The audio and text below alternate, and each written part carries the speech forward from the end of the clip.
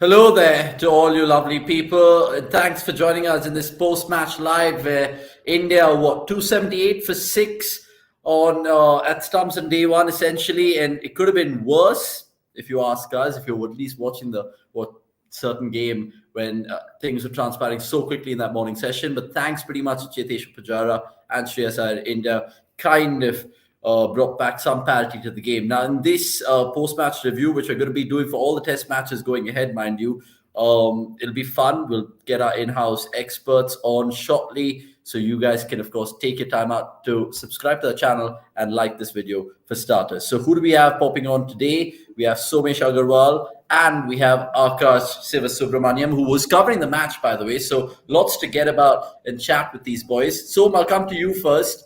We were all having a laugh when we saw they were 3 down within no time, and then Pant came, played that knock, and then eventually it was more consolidation. How do you sum up the day?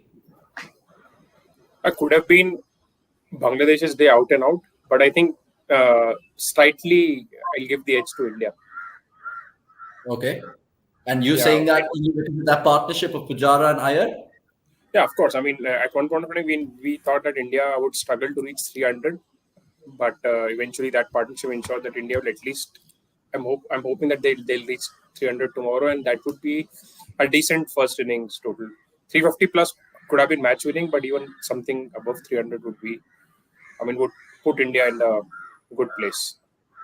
We'll talk about that and how they went about their business with the bat. Akash, I want to ask you, right from the word go, KL Rahul won the toss, chose to bat. Was that a good decision now that they look back on day one? No, I think it's a perfect decision because batting on day one in these kind of conditions is probably the best. I mean, in Asia, anywhere you go, you are going to bat first, so that's a no-brainer. And India's early on was pretty good as well. They disposed all the bad deliveries to the boundary, but after a point, when Shubman Gill tried to be cute, is when the downfall started for the top order, which is where we are. Shubman Gill's average of 22 since the Gaba test. I don't know what more to say. Yeah, we'll pick the bones about Shubman Gill. We'll talk about KL Rahul if you want, maybe, because he invariably pops up. But we'll also speak about Virat Kohli and the rest of the batsmen. So, what stood out for you today? Was it a blemish from Kohli, which has been carrying on? Was it Bangladesh not being cutthroat enough when they could have, and their drop catches? What was the telling tale for you? I mean, if you want to talk about what stood out, is definitely that partnership first, but also, fortune really favored India today. Pujara was dropped and Iyer was dropped twice, and that illogical rule in this day and age of not giving a batter out when the ball is clearly hit the stumps, right? I mean, what more evidence you need? The ball has hit the stumps. All the camera and even the light just proves it. Get on with it. I don't understand this cricket's fascination with archaic rules. It's just like cricket. It's an Indian sport, right? I mean, they just don't want to. Or Indian and English sport, the two countries which find, at least among the so-called Commonwealth countries, which really find it very difficult to move on from traditions. Yeah, just on that point, now that you brought it up, Akash, I mean, we were watching it in office and we all thought ourselves, how is that possible? But the rule actually states that the bails have to be dislodged. So I don't think they're going to really change this rule because we've seen it multiple times. I think the last time I saw it was Stokes in the Ashes. Yeah, you're true. I don't think they're going to change the rule. But if you ask all of us, they have to change the rule because at the end of the day, the times have changed. You've gone from wooden bail to, an LED bail. You can't still stay in the wooden era, right? I mean, teams have changed. Everything has changed. You can't be still there unless you're India and your approach is still that. But yeah, you can't be in that era. So I guess they'll have to. I think for this is something we were discussing in the office as well. For this rule to change, either Smith or Labuschagne has to survive like this during the WTC final. Then only everyone will rise up. I mean, these sort of things have to happen on a very important juncture for rules to looked in. Like the boundary count, for example. Yeah. Boundary count or also bails because they light up and they have obviously chips and cells in them. Is that making the bail heavier? Because we've seen it multiple times now across formats where it lights up, but then it goes back into the groove. So should the company that ICC have employed for these bails take a look at a closer look? I mean, irrespective of that, it's not just these light bails that have refused to fall off. it has been the usual bails as well. I think there was a dismissal where not a dismissal. There was a instance when the ball actually passed between two stumps and went to a boundary. It happened Yeah. in I think 2019 World Cup itself, if I'm not mistaken. I think the bowler was Stark at that moment. It was some left arm pacer. I don't recall who that bowler was, but if the ball is passing between the leg stump and the middle stump, it has to be out. I mean, move on, guys. There is from every camera angle you can prove that it's out. It's not even like a catch or a soft signal where you actually there is a doubt. Here there is no doubt, and No, still but the batter is no, but not being both the given out. bails should be dislodged, right? It doesn't matter if the stumps are broken. Both the bails should be dislodged. Not really. I Other, think if one of the bail fall out, it's out no, because I'm saying like usually. even if the stump is broken, the bail should be dislodged. Otherwise, ICC will be like, we're not giving it out. I mean, that's plain foolish, right? I mean, this is what I'm Yeah, talking about. I mean, exactly. no That's what. point being foolish and waiting for this to, really mess up an important game at an important juncture. That's So, ICC. yeah, I mean, overall highlight of the day was, I mean, but credit to Shreyas Iyer. Our friend Gurkirat, who was supposed to be here and probably will be here shortly, tweeted during the second ODI that Shreyas Iyer should be a synonym for consistency. I think once again it's proving that way. Rajneesh Gupta, the statistician, tweeted that he's become the first ever Indian cricketer to score double digits in each of his first 10 test innings. So remarkable for him, and good thing. I mean, looking at the Australian series coming up and the threat of Nathan Lyon, Shreyas Iyer's form is a good thing.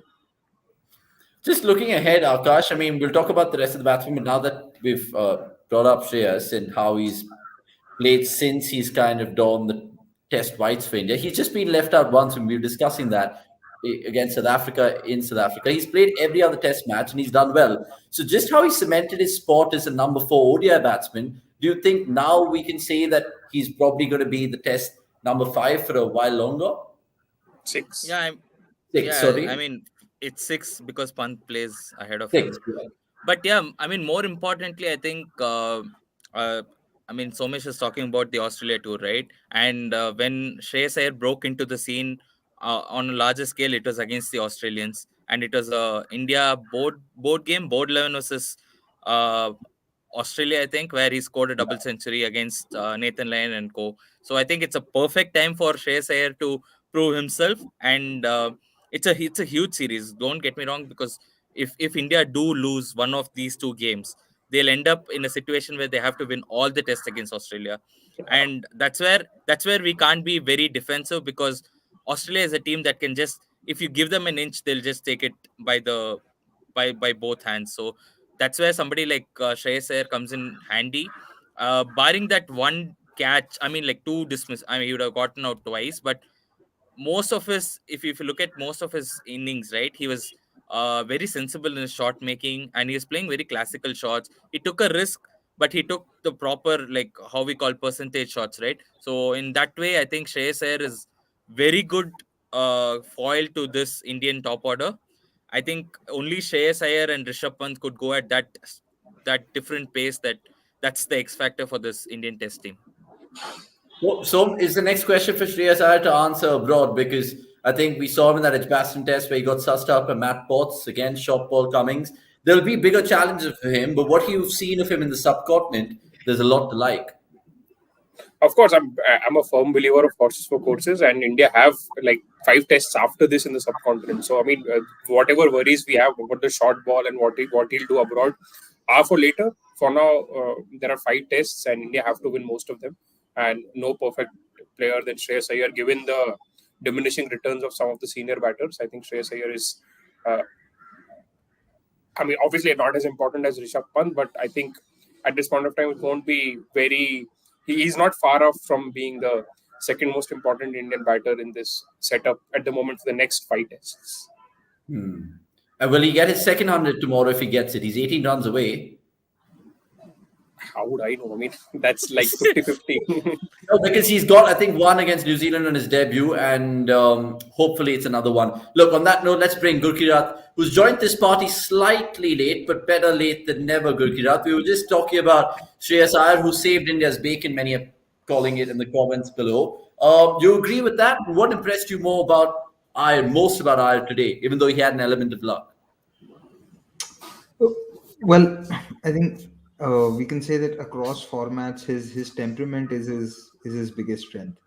And from what I saw today, what he was doing well, that he was also ensuring he also had the slight luck of not coming out to bat earlier in the day, because when the ball was slightly hard, it was doing a lot more.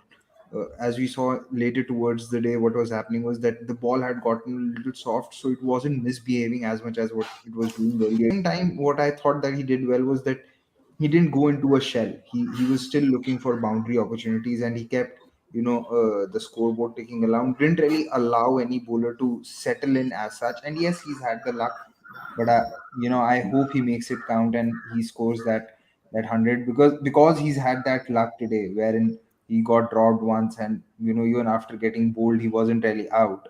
I do think that the second 100 is going to come tomorrow, and would ideally want him to be batting till lunch, because if he's batting till lunch, then we could be assured that India will cross the 350 mark, which from where it becomes difficult to lose a test match after you've posted 350 plus, especially on this kind of pitch, because when India come on to bowl, it's not going to be easy playing the likes of Umesh and Siraj either, because the ball is actually started to keep low, and we know what Umesh has been able to do. Ashwin and Akshar, everyone's talking about, but Umesh also can be a really handful on these kind of pitches. Yeah, we'll come to day two and talk about that in just a larger bit.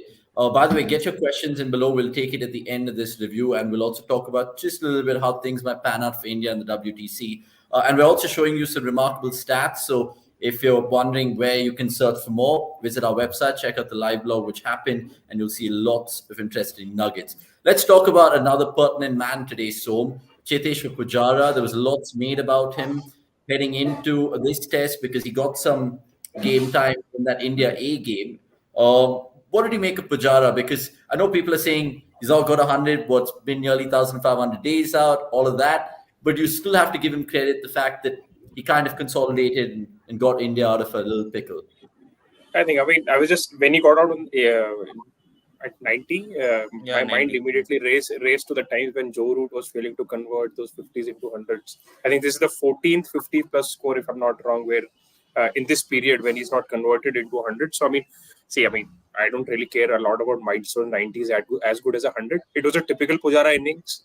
I mean, people who like the way Pujara bat will like a lot about a lot of things about this innings. People who do not really appreciate the way he plays would find some places where he can improve. But I think I've had this discussion with with Gurkirat before this, that I think talking about Pujara in terms of simple present that ship has sailed now. I mean, whatever he needed to improve his game on, those days are gone. I think for now, if India want to stick with Pujara, they just have to accept the way he is. And I still feel there is value to what he brings in, at least, again, coming, if I think of the next 5 tests, the same logic applies. Diminishing returns against spin of some of the other batters, Pujara is still a very, very good player of spin. He's done well against Lion. So, yeah, I'm still in the Pujara quadrant for next few tests. Yes. It's just a matter of time that he gets that 100 mark. I mean, eventually, because the last time I think it was against Australia, so it'll be literally life going a full circle in many ways. And his dismissal, we see this baseball era, Gurkirat, and how players, even in defense, are showing intent. Would you blame Pujara there, even though I'm nitpicking here? So I'm not talking in context of his innings today alone. I did post that 14. This is his 14th 50 plus score, out of which 9 of them have been of balls where he's taken more than 140 plus balls. He's stayed at the crease for 140 plus balls, and out of them, 6 of them have been when he's batted 150 plus balls. The problem is, the longer you bat, the longer are also your chances of getting a ball that will have your number. Eventually, it is going to happen. Especially the kind of pitches that India are playing at. I thought today at the beginning he was not comfortable. He was struggling against Taijul. He was also struggling against Ibadat.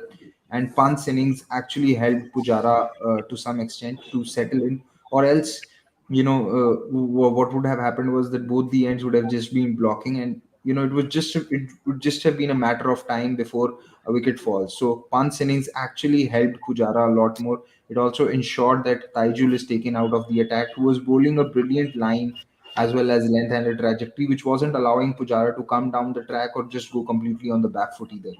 So for me, I think Pujara will still have a lot of value come the Border Gavaskar Trophy, because he's shown how, like, he's shown his mettle against that Australian attack. But I still think that for him to get those big runs will still be an issue, and that is purely because I don't think he has enough shots in his armory to even take advantage of batting time.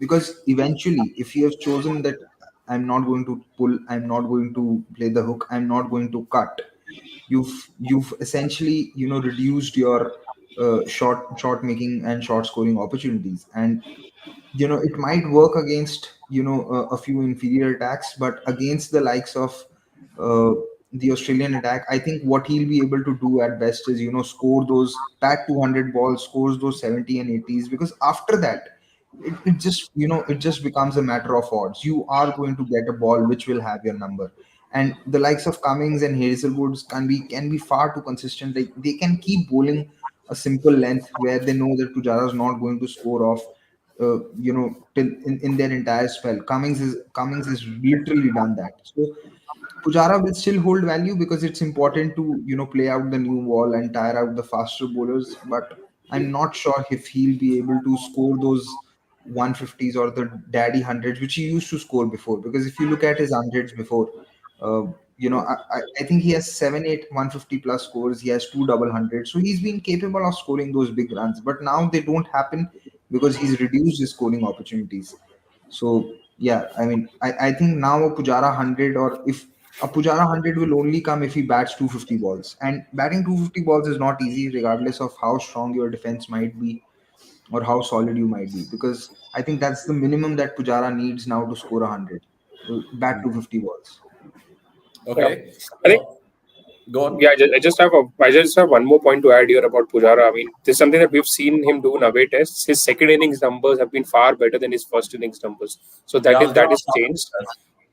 And I think that his sort of batting style still has a value and has a lot more value when it comes batting first.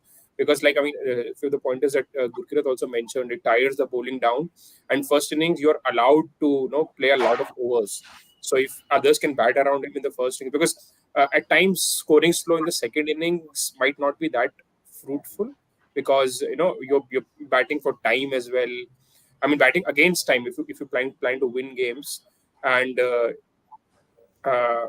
first innings you can tire the opposition out. Others can bat around you, and you can actually have a daddy total. So again, another positive was that this knock came in a first innings, according to me. Yeah. Yeah, it's food for I thought that I mean, was actually just to add, asked just to about those add numbers. that, yeah, just to add to Somesh's point, I think what is another positive is that just I mean, people, I mean, like, the players know that Pujara is going to play in a certain fashion, so that gives license to somebody like Pant to come out and play his natural game. So that liberated, I think, the likes of Iyer and Pant, which I would not happen if the team was in 42 for 3 and they didn't know if there was somebody like Pujara at the other end. That kind of confidence is only given because of such players. Let's talk about a man who we all love, or at least I do, Virat Kohli, scoring the lowest today on day one, getting an absolute perler from Taijul, or did he just seem out of nick? I mean, he got 100 on the same ground not too long ago. What was going on? You guys spoke to Dan Weston, Soman Gurkidat about Virat Kohli's best format. Talk to me, because I want this man to pick up some runs under his belt before that Australia series. I mean, see, I, the way Virat Kohli gets out to spin these days, I mean, the highlight of it makes it seem like the ball was a bowler. In this case, maybe it was, but I mean, for a player of his class and the sort of a remarkable career that he has had, his dismissal pattern has been pretty mundane. I mean, you can actually, even if you don't watch the game and if you ask someone that, oh, Virat Kohli is out, guess how he got out. So the answer can easily be if it was against pace, he was out fishing on a drive. If it was against spin, he was trying to work it towards the leg and got beaten. So these are his consistent mode of dismissal. I think we have a graphic as well which sort of shows his dismissal to spin in since 2020.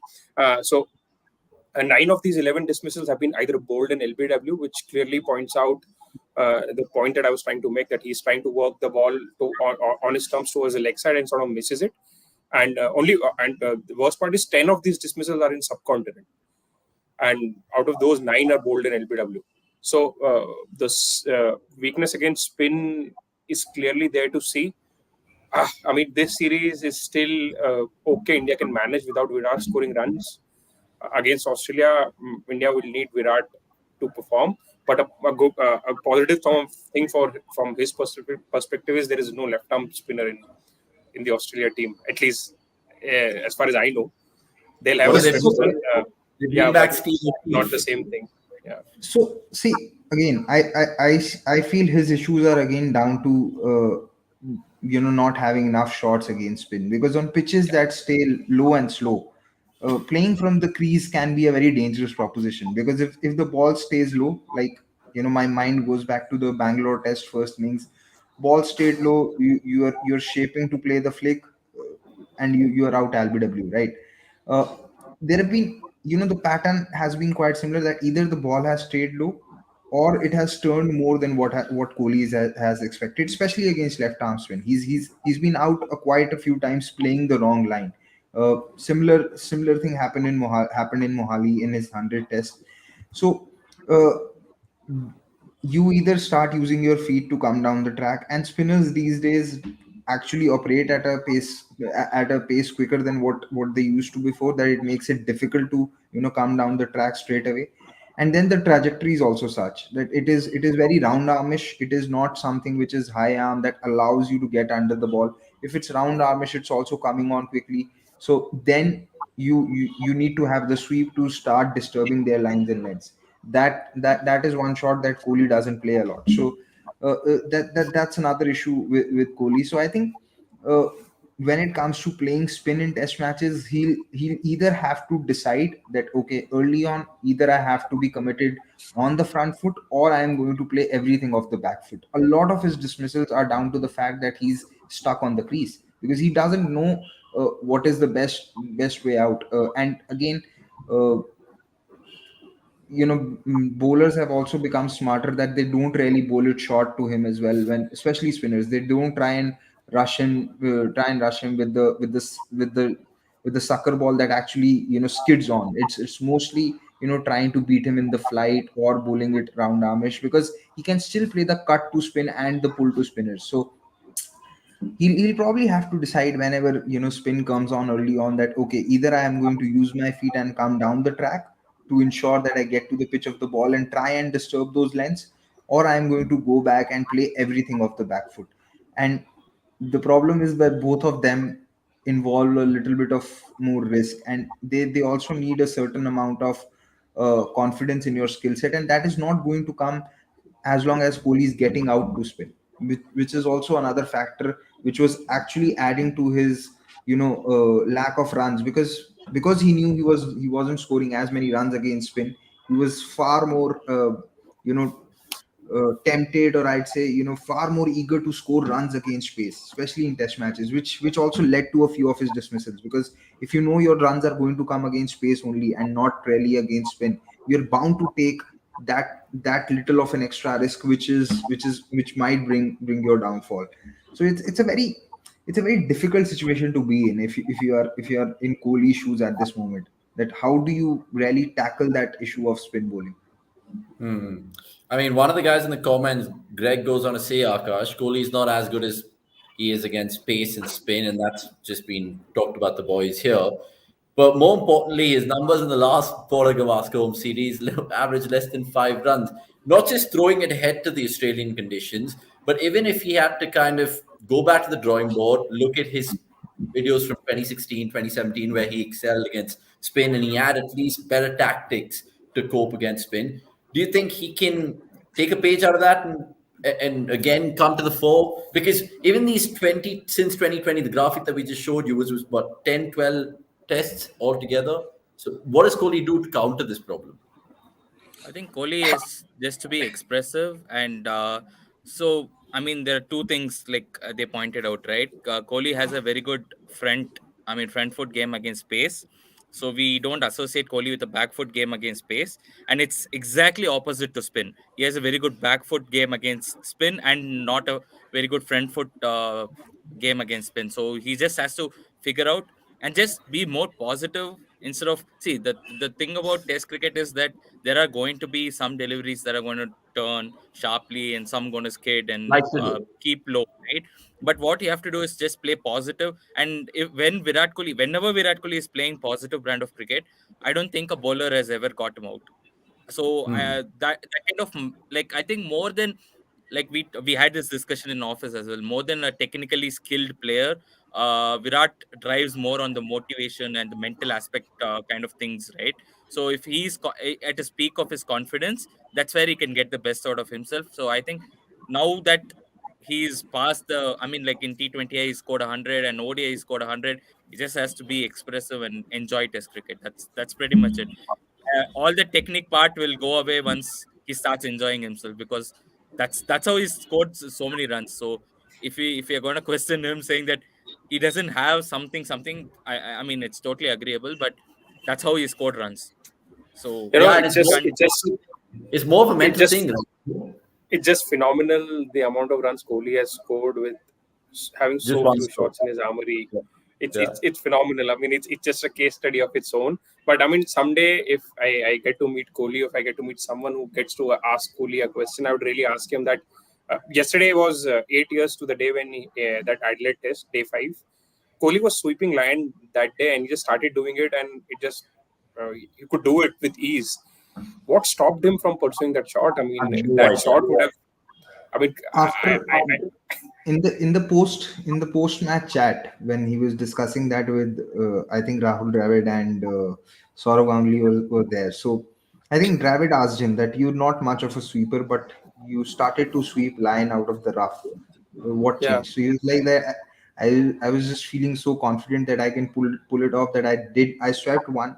It went well. Then I started sweeping him a lot more.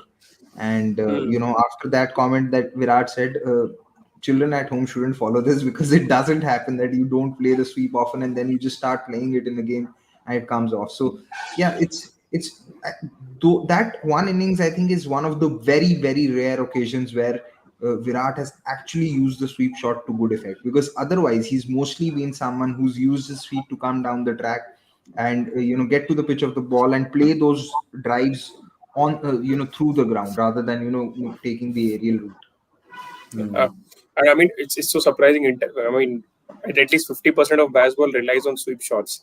So people are making a philosophy out of one shot. And Kohli, after succeeding playing that shot, has just dumped it out altogether. It's surprising. Yeah, maybe 50% of basketball is reverse sweeps. I mean, the way they're playing, I mean, anything's possible. Well, it's Naman's for going everyone.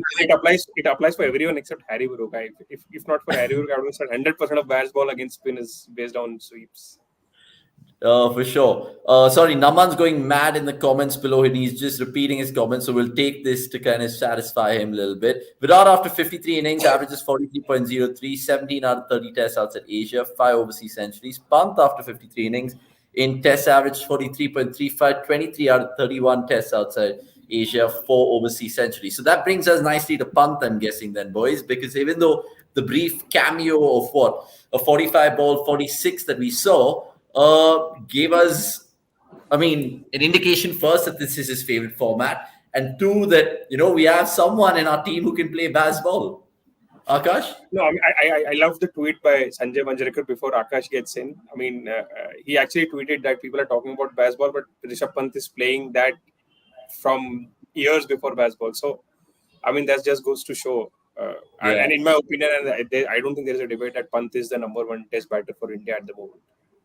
Yeah. Akash, you agree with those thoughts? Yeah, this exact point, that on a day when there is two people who have scored 90 and 82, we're saying that an innings of 46 was the highest impact. That talks a lot about Rishabh Pant and his caliber in this format. And I think again, as we spoke about this before as well, there's only Iyer and Pant who have this natural tendency in this red ball format to shift the pressure towards the opposition. That's something that sets them apart. That's basically the entire baseball concept, is that shifting the pressure to the opponents, and that's what Pant did. It was at that point he could have entered a shell and could have been we could have easily been 50 for 5 or 50 for 4.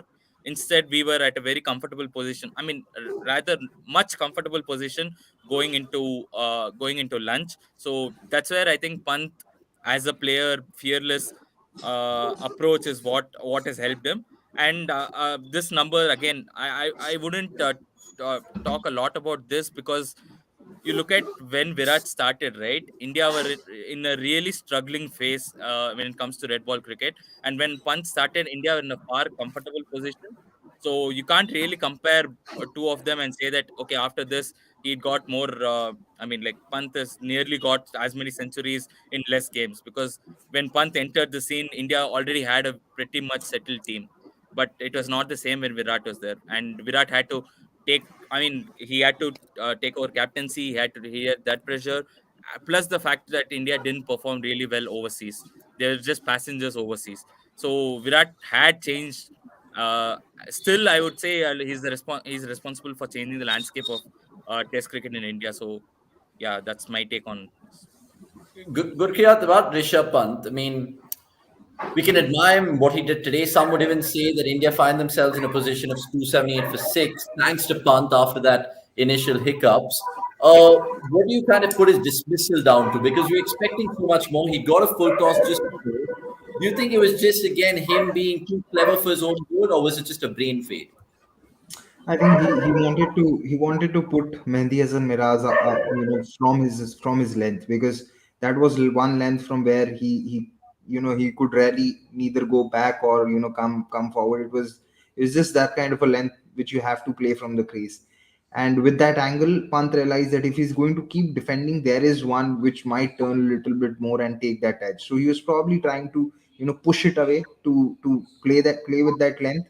It didn't happen. But see, for me, the runs that Pant score really don't matter that much, because what I liked a lot more was that he looked to be a very different batter than what which we saw in New Zealand, where he was someone who was losing his shape, not moving his feet at all, and getting late to the ball. And all of these things weren't there to be seen today. So But it if just that, looked sorry, like. sorry to cut you off, but if that was, say, a test match that he'd experienced in New Zealand, it would have been a different game altogether, because we're seeing two different Rishabh Pants, the red ball No, Rishabh Pant and the no, white ball no. Rishabh Pant, right? So see, you can compare the returns as such, or averages that might differ across the formats, but the basics still have to remain the same. You saw him bat, and it felt like this was a different form of Shivam Dube batting, because Pant has never looked so stiff at the crease where his feet was not moving at all. So Yeah. he just didn't even look like a proper batter when he was batting in New Zealand.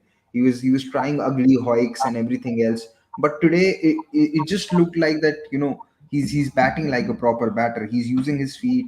He's waiting for the ball to come to him, and he wasn't getting late to the ball, because Ibadat Hussain also bowls at a pretty decent pace. He wasn't getting late to Ibadat Hussain, but he was getting late to Adam Milne and Lockie Ferguson in But does between. that come down to just composure in terms of understanding the format, being like, okay, I have time, I can afford to bide my time and play myself in, and that's why he's looking more fluent? Or do you think, no, I mean, I'm not buying that I argument? think the break might have helped. I think the break might have helped, because to be fair, before New Zealand, he was playing in the World T20. Before that, he was a part. He was literally playing without any break, except for the ODIs versus West Indies. So Hmm. yeah, I mean, he was on the road for quite some time. So maybe that break helped. That break, because that is what he spoke in that interview with Harsha Bhogle, where he said that there is no downtime. So I think that downtime definitely helped today, because he just looked like a different batter. I mean, see, the runs it wasn't a big knock today, but it will come eventually in the next innings or in the next test match with the way he batted. I'm not concerned about him scoring runs in test matches. That will happen. I'm just happy with the way he batted because he looked like batting like a proper batter, unlike what he was in New Zealand. He just absolutely looked someone who was, probably past his prime, and someone who's really on a decline. He just didn't look the part in New Zealand.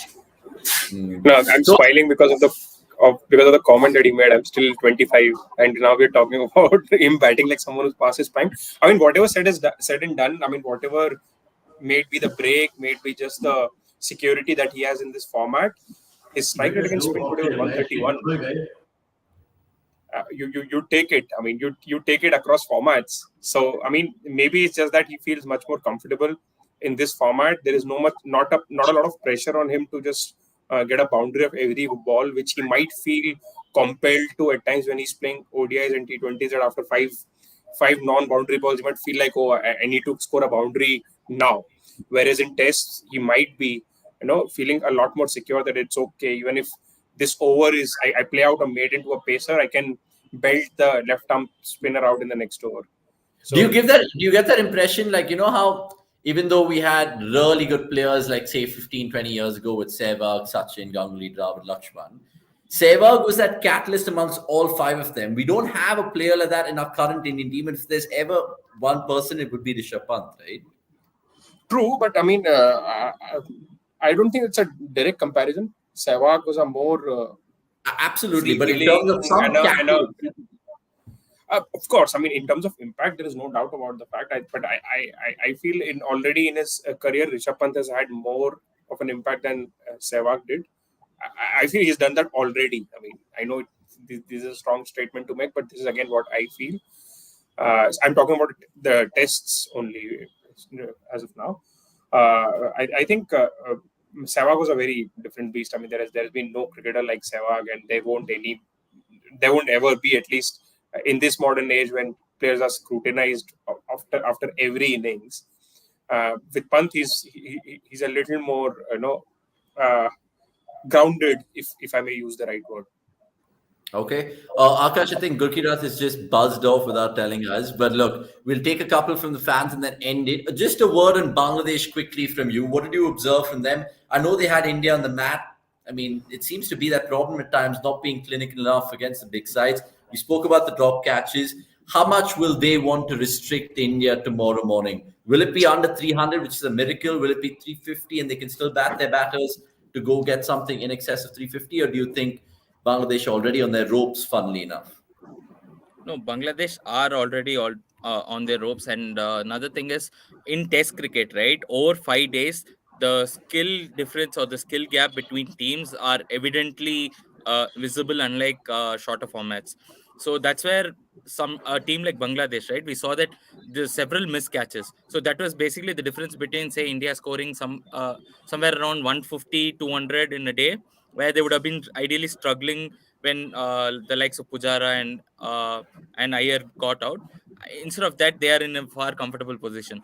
That's where that skill gap between teams is very evident in red ball. And Bangladesh did bowl really well, but I think there were patches where they were extremely bad, and they're not consistent enough throughout the day. Where a team like, say, Australia or South Africa would have relentlessly bowled 50 overs in the same line and same length, and could have got India in a far tighter position. But that's where the skill gap between India and Bangladesh was evidently visible. Yeah, I mean, what I'll also want to add from this is, I mean, we spoke about Bangladesh having India on the mat, and we can actually have graphics with Tejul before Pant walked in. So I mean, he just dig a tent in that good length and sort of was just chilling there and was not giving anything to the Indian batters. But this is where Pant's Does that impact is. define on the money if there ever was a pitch map like that? This defines a metronome.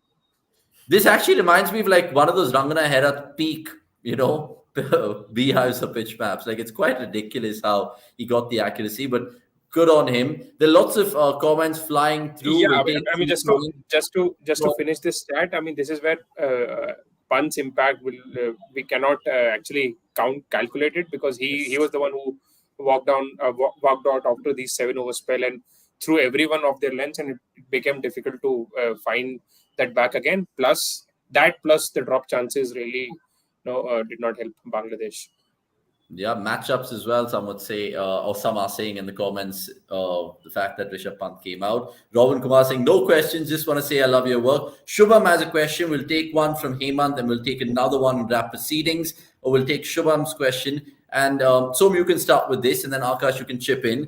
With this top order struggles, we cannot defend BGT at home. So many soft dismissals again. And our batsmen make dismissals look like bowl of the centuries of decades and bowlers as Vaughan and Murli. I mean, that's a little I think exaggerated. it's pretty harsh in my opinion. Even if Yeah. top order is struggling, I said this in the show itself that Pujara, Pant, and Iyer, I sort of back them to score runs. And do not forget, I think it will be the bowlers, Aksar and Ashwin in particular, who will decide the fate of the border Gavaskar Trophy. I hope Jadeja is fit as well, because he not just provides that bowling but also lengthens the batting as well. India's spin, in comparison to Australia's spin, is going to have a say, because Australia will have Lyon. Apart from that, Swepson, whatever I've seen of him, he's not played enough cricket, and Australia have not really tried to, give him. I don't know. I mean, I saw a bit of him in Pakistan. There's not really a lot to talk about there. There's even talk of Zampa making a return, but all in all, as of now, Australia's spin attack looks dodgy, and India is far more formidable for Australia to stand a chance. I mean, the only question is, will India win it with a margin enough for them to qualify for the WTC final? I think India are hot favorites for that series. It's only the margin that will be decided by a few performances here or there. Okay, I'm going to take another question for Akash this time. It's a funny one, but makes sense if you look at it from a different perspective. Hemant going on to say, should Pant perhaps considering losing a few pounds? Will that help him in his feet movement? Yeah, I mean, definitely it will help him across different facets. But I mean, yeah, I'm I'm not. guessing he's targeting Pant in terms of this whole fitness regime, because invariably every young cricketer is now compared to Virat Kohli. And Rishabh Pant, he has chocolate ice cream buns after the day. Akash, even Yeah, you're not that. Come on. yeah, I mean, true, but I don't know if it will directly impact his feet movement, because both are. I don't think both are like, you can't relate both of them together. It's not like, if, I mean, like, not fitter batters can't use their feet movement. So I can't correlate it that way. But yeah, he could definitely lose a lot of. No, I mean, not few, a lot of pounds. I mean, there are a lot of fitter cricketers than Pant, but who are not necessarily more nimble with their feet movement. So I think this correlation itself is a little dodgy. I think Hemant had one more question around Pujara, of him scoring quick hundreds again in the domestic circuit, but not replicating the same in tests. I think, Hemant, to answer that question, the quality of the opposition is what matters. I think when Pujara was scoring those hundreds in the what is that one day cup in England? I don't recall the name. But Yeah, Royal London, yeah. So almost all the first 11 players are either were playing tests for England or were in the 100. So the quality of bowling was multiple standards lower than what he has to face at the test level. So that is where the difference in strike rate is showing. Okay, we'll end one with the last one, and it's funny because we've spoken about Gill just in a nutshell. We'll end with him, and it's a question because I've chosen specifically because the other questions also related or predictions of who's going to open with Rohit for the Australian series. Is Gill locked in as a test opener right now? And more importantly, what is the longest rope that can possibly give him? Akash and then so. I don't think you should back Gill as an opener. So where I am coming from is that Gill has certain weakness against the ball that is coming in, and that's been kind of evident in away tours more than at home. So one is that, and I mean, even at home against Anderson and even Ollie Stone, I think dismissed him pretty early with the ball nipping back. So he has his evident weakness. Yeah, the other aspect is that Gill in the middle order will be a very good future for India, because he plays spin really well, and that's one aspect that is a must for Indian middle order batters. And so, if I have to see a place for Gill in this Indian red ball future, it will be in the middle order and not necessarily as a backup opener, because we have a lot of openers who are already there, like the likes of Abhimanyu Ishwaran, Priyank Panchal. There are umpteen number of openers already there in the country. So I would rather play Gill in the middle order.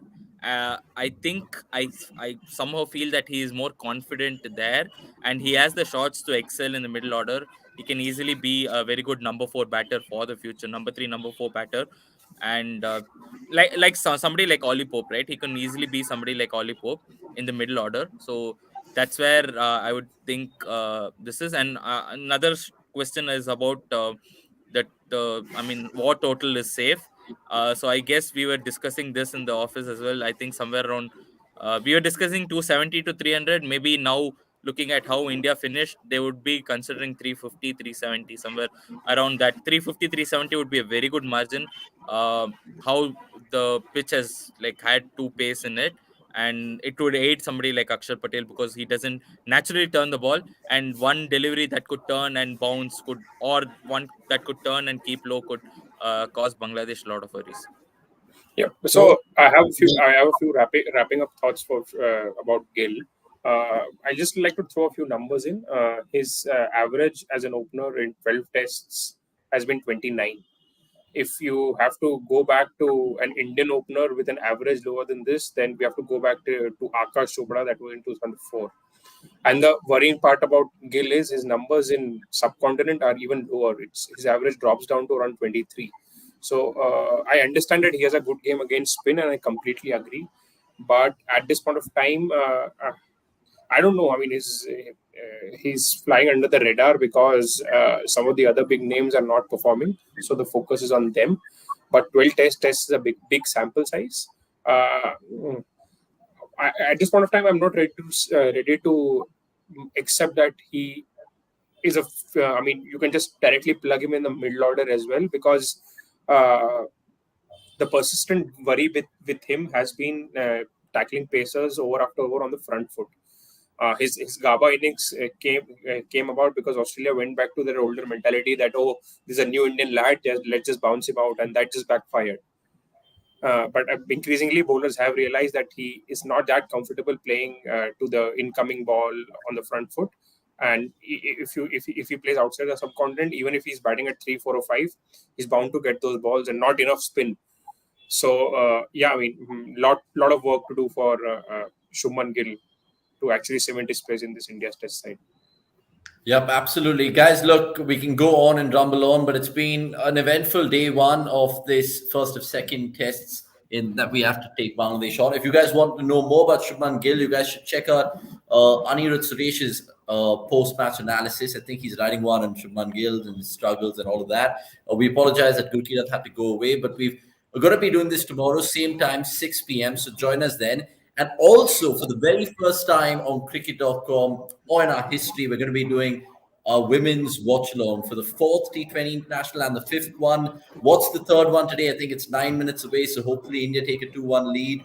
And we'll see you then on Saturday. But we'll see you tomorrow, more importantly, on day 2, to discuss all the happenings once again. So, Mesh, Akash, really appreciate the time. And we appreciate all you guys in the comments as well for letting us know all the questions that you had for us. I'm Avnish Hegde. It's a goodbye from us. Subscribe, please subscribe and like this video. We'll see you shortly, like we said. See you.